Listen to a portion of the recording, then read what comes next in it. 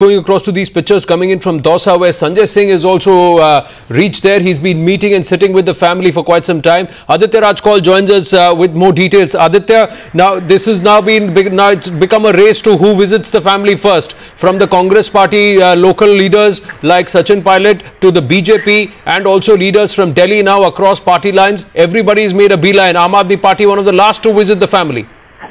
Absolutely. Aam Aadmi Party, who could have perhaps apologized in the very beginning as to what exactly happened, because there has been a political blame game. Everybody saw what exactly happened at Jantar Mantar. It happened in front of not just hundreds and thousands of people, but also the media contingents present there, the politicians of the Aam Aadmi Party, the entire top class was there.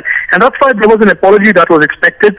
Arvind Kejriwal and Aam Aadmi Party were in tremendous pressure, and it was almost imminent that the apologies will come. But the question isn't it in a way an admission of guilt, and also is apology enough? There has been truly a beeline of politicians here to score brownie points as to not just who visits first, but who spends the most time, who gives the most amount of check to the family members. But is that enough? We've seen the BJP leaders come here this morning. The Health Minister of Rajasthan, Rajendra Singh Rathore, was here to hand over a check of 4 lakhs. But there has been no compensation announced by the Rajasthan government, interestingly, where the villager Gajendra Singh stayed all his life. Even as the UP government has announced 5 lakhs, there are different other political parties also coming in. Rajasthan government completely silent. But there are questions being raised on the Aam Aadmi Party also. Sanjay Singh is now perhaps heading out from the meeting. It was almost a meeting for half an hour that he met family members and also expressed his regret as to what exactly happened. There are slogans in the name of Gajendra Singh here from the family members and the supporters. In a few minutes from now, we will hear Sanjay Singh on what he has conveyed to the family members, and also whether or not there is any apology being issued by them. He's making his way out as we look at the live visuals. Aditya, I'm sure you're just about there. Let's see what he has to tell the media.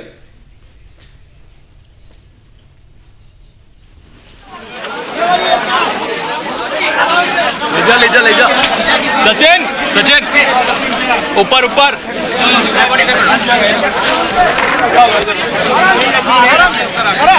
आराम से ये कोई बात है क्या? थोड़ा यहाँ से खड़े हो जाओ ना, क्या है? एक बार ले लो, एक बार आ जाओ, सारे आ जाओ, आराम से जो आप यही रहो। किसान शहीद गजेंद्र सिंह,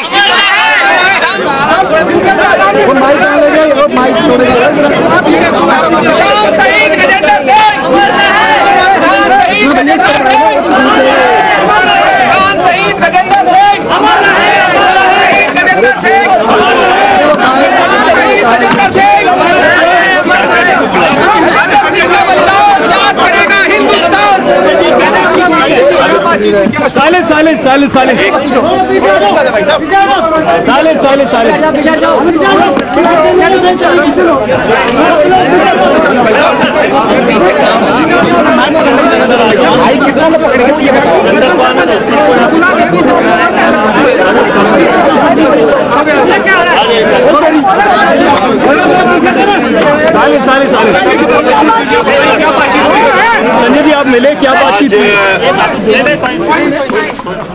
इस दुखद घटना पर स्वर्गीय गजेंद्र जी के परिवार से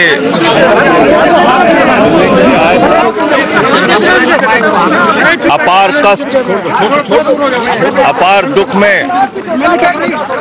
उनका परिवार है। उनके पिताजी, उनके भाई, बेटियां, उनकी बेटी नेहा और दोनों बच्चे, माताजी, सबसे मुलाकात हुई। सब भारी कष्ट में है, लेकिन परिजनों ने एक बात कही कि वो किसानों के मुद्दे पर शहीद हुए हैं, तो उनको दिल्ली सरकार की ओर से किसान शहीद का दर्जा दिया जाए। दूसरी बात कि परिवार के किसी एक सदस्य को जब उनकी आयु 18 साल हो जाए तो दिल्ली सरकार में नौकरी दी जाए। इन दोनों बातों पर मैं श्री अरविंद केजरीवाल जी से जाकर बात करूंगा और निश्चित रूप से दिल्ली सरकार इसके बारे में एक सकारात्मक फैसला लेगी। जो बात परिवार ने रखी है उसको निश्चित रूप से गंभीरता से हम लोग पक्ष रखा है, क्योंकि परिवार वालों का ये कह रहा था कि अगर आप पूरा पक्ष रखा, सारी बातें बताई, सारी घटना बताई, जो कुछ भी उस समय हुआ, जो कुछ भी हमसे बन सकता था, जो प्रयास हम लोगों ने किया। लेकिन दुर्भाग्यपूर्ण है, दुखद है कि सब कुछ के बावजूद आज स्वर्गीय गजेंद्र हमारे बीच में नहीं है। नुमाइंदे को आने में देरी हुई,